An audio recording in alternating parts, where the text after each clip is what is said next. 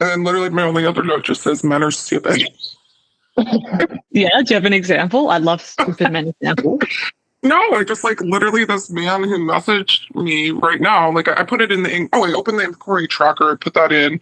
But it was just funny because like the way he messaged me, dead ass, I probably wouldn't have even responded before because I'm like, oh God, the emojis, the this, the that. But like literally, like I said, it took 15 minutes and I have money in my account. And it's like I didn't realize how many of these people you could actually redirect them to book. This is my other question. So what do you think about me, like, for a little bit, like, doing kind of like, not scheduled in call, but like, let's say every Monday and Thursday, I arrange a hotel room for myself, and like, people know that I'm available for same day in call those days or something. Like, I can be available other days, but like, that's like a thing, like a schedule thing for me. Do you think that would work, or do you think that's like stupid, or? No, I think that's a great idea in terms of like managing your costs, getting clients to pre-book. And then when you're there, you can also text regulars who have given you approval to contact them via whatever method and entice them. Like nothing is better than same day action for clients because they are more likely to take action when they're horny. So if you like message them being like, I'm here with a photo, would love to see you. And you know that they like finish work at 5, you could be like, I'm free at 5:30. So for sure, I would take advantage of that. Okay. And then usually when I've done that, I'm like, I'll put it in the beginning of my ad just because I think like with the phone number, just because I've noticed they'll like immediately, like they won't, like for some reason, sometimes they'll just immediately text me. I feel like they don't even scroll down. Should I continue to do that? Or do you think I need to like just I feel like when I do that, I should be advertising it either in like the byline or like in the beginning of the ad, right? Yeah, if that works for you, I would just have that on your ad permanently. Like I would literally have your phone number can be available for same day bookings. Contact me now. Yeah. Just okay. At the top. Yeah, maybe at the top, just put like Mondays and Thursdays available for same day bookings, phone number or whatever. Okay, cool. Yeah, because I'm just trying to like also create some kind of like, I don't know, not like schedule, but some semblance of like stuff I can, I don't know, like start to have a life. I would probably err away from specifying the days. Because then if you've got a guy who it's Wednesday and he wants it now, oh, it's only Thursday, she's probably not available today. Next, he moves on. You'd rather, it's why I never specify a schedule and I always have like available Monday to Sunday, like 9 a.m. to 10 or 11 p.m. because I want people to have to contact me to get my availability. That way, I have the opportunity to get them so excited about seeing me that they'll change their plans, which they'll do.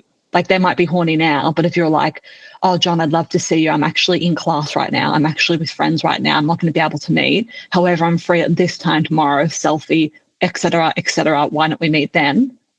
Like you've just got a potential booking now who never would have contacted you because he had his heart set on Wednesday. Do you know what I mean? That makes sense. Can I still post it on Twitter though? Because I feel like some of my regular clients will hit me up if they see it on Twitter. Yeah. Okay, that's a good way to do it. So like tomorrow, for example, I booked myself a hotel room at like 10 a.m. to 6. I figured I'd like just, boost my ad early, whatever, like not necessarily change anything or maybe put at the top same day and call available, my phone number, and then like post on Twitter and then just see how that goes. But, I did the 2 other days I did that, like I said, I did pretty well. So, okay, cool. All right, that's a good point. It's interesting how much of like your method involves like getting them. It's just interesting because the ideas of, I think, a lot of the advice I feel like I've gotten from escorts are the way that they at least say they do their bookings. A lot of it is this idea of like, like they would never do same day or they never, but you're right. Like that's the way men think. Like I think this man sent me a deposit so fast because I was sending photos and I was engaged with him. And you're right. Like men are really stupid when they're horny. Like I would wait when I did massage till like right as we were getting to the action to like negotiate a price because I knew they were horny and they were going to say yes to a much higher price than they would if they were like in their right mind. Yeah. A lot of what we're trying to do is essentially direct response marketing if we're using like kind of business language. And the equivalent for women, and this is what I'll like give people a lot so they can put themselves in the client's shoes, is think about when you go window shopping. You're going because you get a bit of a hit from looking. You're not intending on spending because you can't afford it, you can't this, you can't that. But then you see something in the window. Oh, I'm just going to go in. Oh, I'm just going to try it on. Oh, maybe I get a bag with it. And fuck, by the time you finish in the store, you spent $1,000. You had no intention on doing that. Oh my God, that's brilliant. Yeah, that's a really good way to put it. It's exactly the same thing for men, but escorts, and I understand why, because it's easier for us. Of course, we want pre-bookings. Of course, we want guarantees. The reality is, if you do what you're doing for 6 months, you'll get to that point because you'll hook clients like this guy today. They'll have an amazing experience with you. They'll remember that. They'll know how fucking difficult it is to deal with the rest of the escorts, and they will start to pre-book with you.